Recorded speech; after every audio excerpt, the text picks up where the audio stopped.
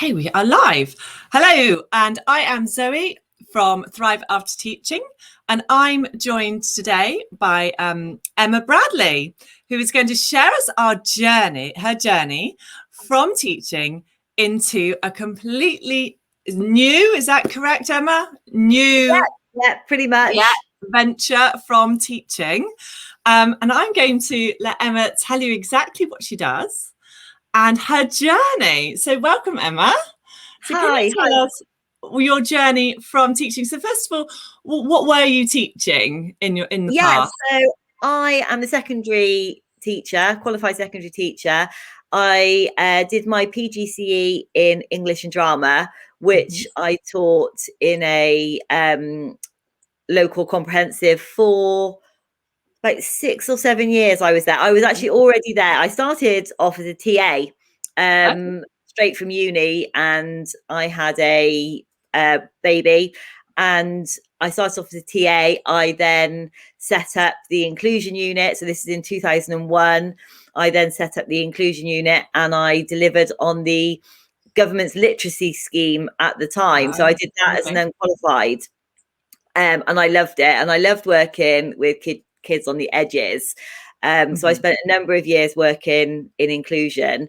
And then the school asked me to train because they wanted me in the classroom. And that was probably one of the first mistakes I made, because I ended up in the classroom rather than in the inclusion units.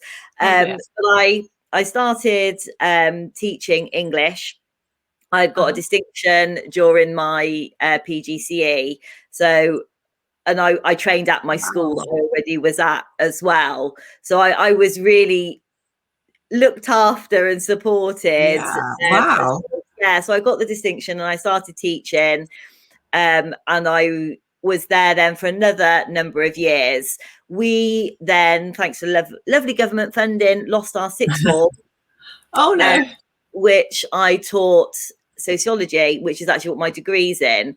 So when that happened, I sort of and ahed about where to go, what to do next. And another school approached me to apply for a job because they were looking for a sociology teacher. So I left the school that I absolutely loved. That's hard. That's really hard. Really tough. My husband was already working there by this point as well. My husband has actually been given a job there to make life easier for us with childcare. So he just said, "Will it help if your husband's here?" So he had moved over. And then he's now assistant head teacher at that same school. And we loved it. You know, back in 2001, 2002, I used to take the kids into school with me if I didn't have childcare, and they'd sit in the back of my wonderful. Yeah, you know, sixth formers, I used to go look after the baby for me and give them a push for the day. And they were just with the push chair. And I go, "Miss, we're just taking him to the shops." And I'm like, "Yeah, see you later, thanks." You know, and I loved teaching at that school. But things changed. And so I went to another secondary school, and I quickly became head of sociology there. So again, taking me further away from inclusion and edge work and more down the academic route.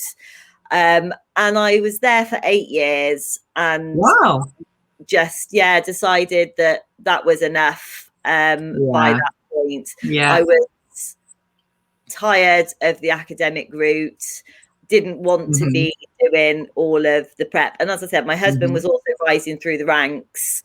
And, you know, home life just became really, really tough. And we've got 3 children. And the crux for me was actually my eldest asking on a Sunday afternoon for us to help her with homework. And one or both of us snapping at her saying, "Can't you see we're marking? We'll sort you out later." And then by the time we got around to asking her, she had sorted herself out, and she gave us that glary look 11-year-olds can do so well, telling us it doesn't matter.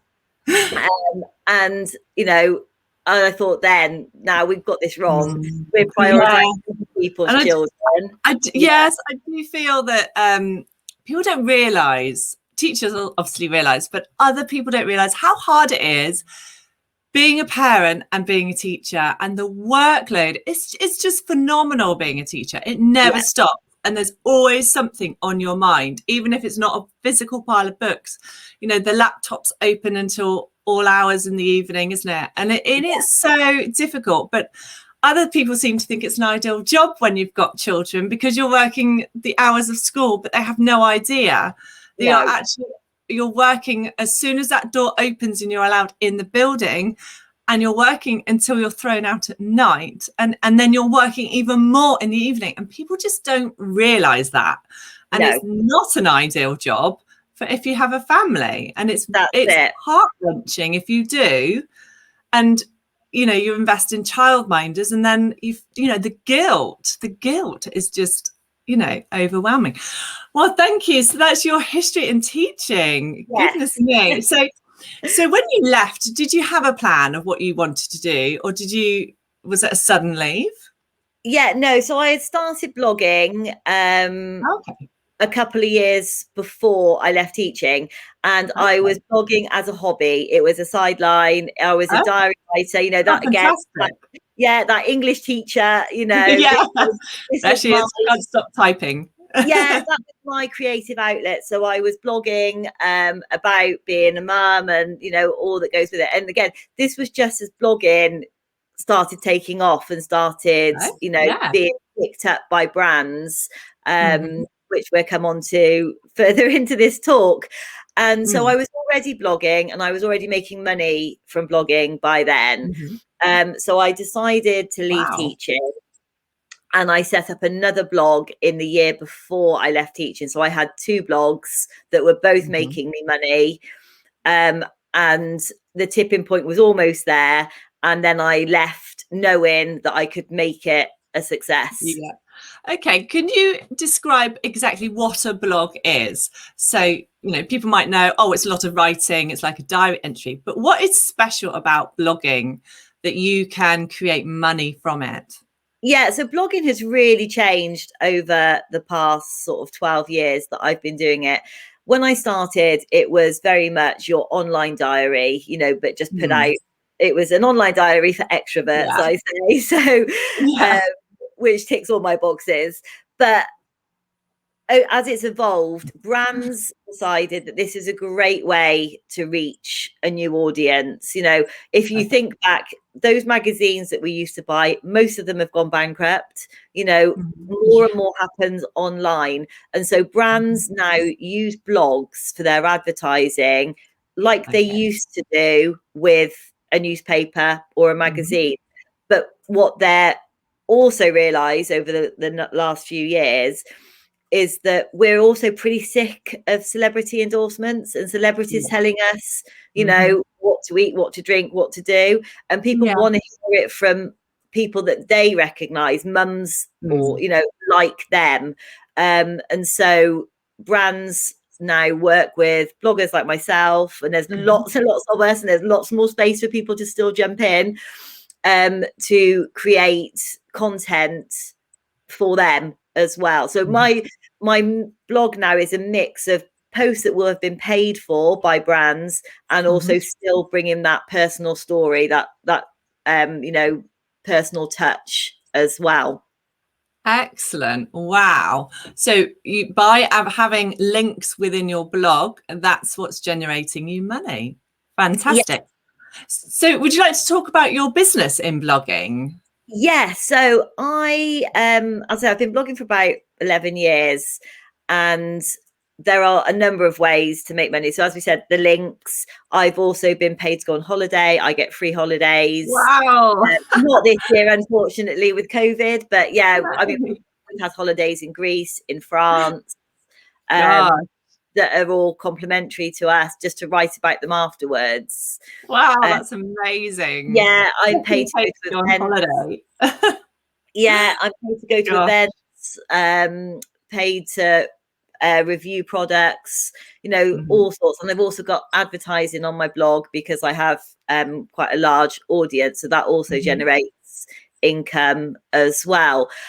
So a lot of people started asking me how they can make money from blogging as well. And so in the first lockdown, we decided to team up with a fellow blogger friend of mine, and Top Blog Coaching was born. And we now teach other people how to monetize their blogs.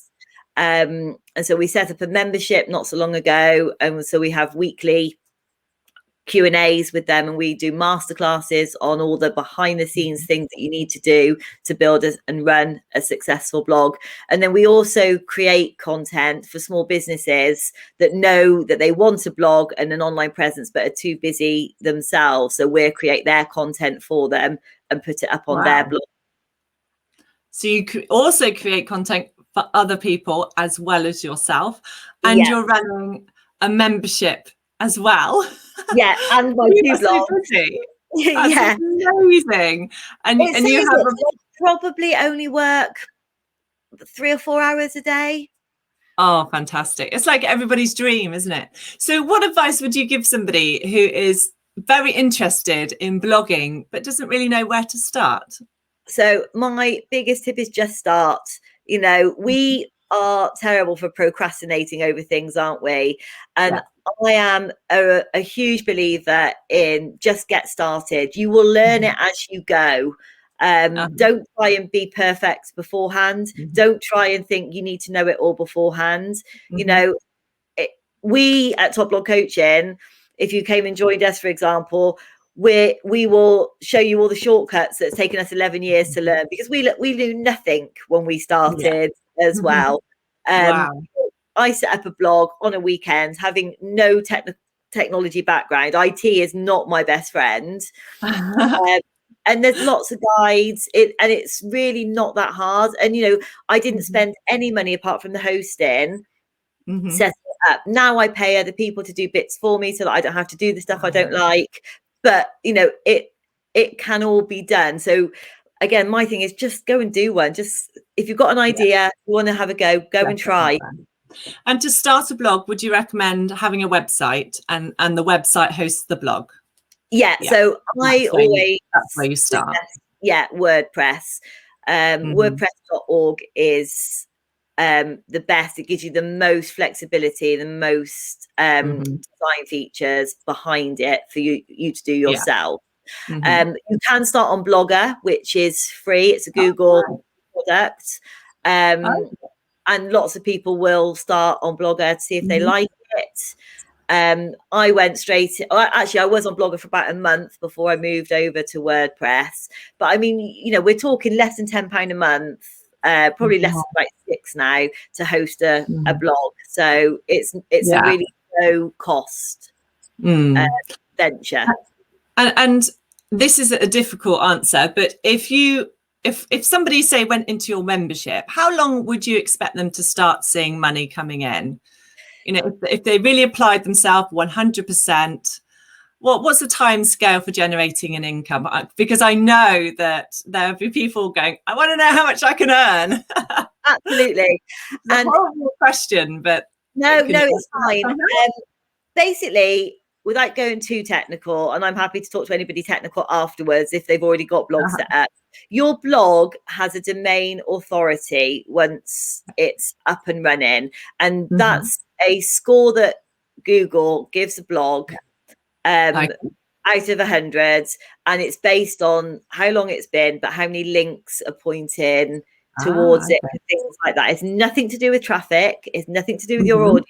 It's to do with whether other people are seeing your content because they're linking to you and things. So if you've already got a blog, that is the first thing that you need to know, what your DA is, and you can check that for free, and then work on building links so that your score goes up. Once your score is over about 10, then you can start making money. And once your score goes 20, you'll make more. And once, you know, and it goes up. And you can get your DA up to that within a couple of months, within about 3 months, I'd say. Really? Gosh. So within 6 months, then you can be generating a happy amount. We're not talking a millionaire, but it's the first steps. And I do believe once, you know, you've decided to leave teaching, you have to accept that mindset of, if I start something, it can then grow. But if you never start it, you're never going to get anywhere. No, and that's why I say start straight away. And, don't think, I need to have 10 posts ready to go and all that sort of thing. Just get started, start building those links, start talking to other bloggers and get involved in the community aspect. I think it's amazing that not only have you generated an income from your own blogging and then writing blogs for other people, but you've also got a membership now to teach other people how to do what you've been doing, which is just amazing how you've gone that way. So have you invested? Sorry. Well, I was just going to say, I'm a real believer in, giving other people a leg up. I'm not somebody that sits here not telling the secrets. You get it all from me. What's not, I will tell you exactly as it is. And I know that most people could make £1,000 a month from their blog. Wow. Once they start doing the things that I tell them to do, once they get their DA to that level. And I absolutely believe that. And I'm seeing it already. I mean, some of my members earn £300 or £400 the first week from jobs that I shared and things with them. Yeah. Wow. So investing in yourself and joining somebody who knows how to do something is just a great thing to be doing, isn't it? A lot of people try and they'll be on YouTube and they'll be on Instagram, and they're trying to pick all these little bits of information. But if you actually join a membership, then it provides you with that step-by-step guidance and that support. And you have a Facebook group too, don't you? Yeah, so we have two Facebook groups. We've got Top Blog Coaching, Network and Support. So anybody can join that one. That's a free group. And then, we've got a private closed group called Hobby to Heyday for our members as well. Oh, fantastic. Oh, it's such an exciting journey out of teaching. Is there anything else you'd like to share with us about your journey into blogging? Yeah, I mean, if people have got any questions around it, feel free to message me. But there are so many amazing opportunities within blogging, and I don't feel that it's a saturated market at all. If anything, I'm still seeing growth. I'm seeing growth in terms of traffic, and I think the pandemic and the restrictions we've have shown how important online is. And this is a business, or can be a business, that people can do around their families, around their home life, and have the best of both worlds. You need to be motivated, like you say, it's not going to come to you. So you need to put the effort in, probably more effort at the start, and then the more it rolls, the less you do, kind of thing. But it's all about having that positive mindset, taking positive action, and having self-belief in things and not being shy about it. Because again, I got people that, I do a little blog, but I haven't really put it out there. And I'm like, why not? If you're blogging, you want your content to be read. Otherwise, what is the point? What is the point? Just do it in a diary, write it in a notepad if you don't want it to be read. If you're blogging, it's because that you've got something to say. Then say it. Say it loud. That's absolutely. And also blogging can be an extra to a business. So I know a lot of teachers within my community, they've already started an online business, and perhaps this could be like an extra side hustle, as they like to call it, couldn't it? Yeah, and that's really important. I mean, a blog, if you've got another business, so tutoring or something like that, a blog is really important for helping you show up in Google. So if you're writing those blog posts, 10 reasons why you should have a tutor, or, how a tutor can help my child, those sort of posts, people Google and they find your content, and and then when somebody says, oh, I need a tutor, oh, well, I know one, it's really important for raising your profile. And a blog is so much better than all of your social media put together, because Facebook, Instagram, Pinterest, LinkedIn, Twitter. You don't own any of it. No, So you don't. decide tomorrow to pull your page, to pull your account because you reached some violation or something's happened, or they change their platform works, you know, that can negatively impact us. Absolutely. You know, algorithms change all the time on Facebook and Instagram particularly, and your content can be hidden from so many people, whereas a blog, you own it, it's yours, so that can't be taken away from you, which is why a blog is the most important to me. And it's also the platform that brands use the most because they want those links as well. So it's, you know, it's really valuable to everybody to have a blog. Yeah, absolutely. Ownership over your own content is the key, isn't it? Yeah. Because Facebook can, you know, without a notice, just shut you down and then you've just lost anything. I know somebody on Instagram had a huge following for her business. Luckily, she did take the emails from a lot of them, but she lost hundreds and thousands of people. And actually having ownership in a blog is a fantastic thing to have. Yeah, isn't it? and it's a great way to build your emails, you know, your email database as well. Absolutely. Yes, yeah, absolutely. Well, thank you very much, Emma, for coming in. So people can find you on Top Blogging Coaching. Is it .com? Yeah, topblogcoaching.com. And I'm Emma and 3, the number 3 on all the social medias. If anybody wants to come and talk to me anywhere, yeah, it'd be great to connect with people. Oh, thank you so much for coming in and talking to us today. I've learned so much, and I 100% believe that many teachers should be doing this too. Definitely. Oh, thank you very much. It's been an absolute night to have you as an interviewee. Thank you so much. Okay, bye.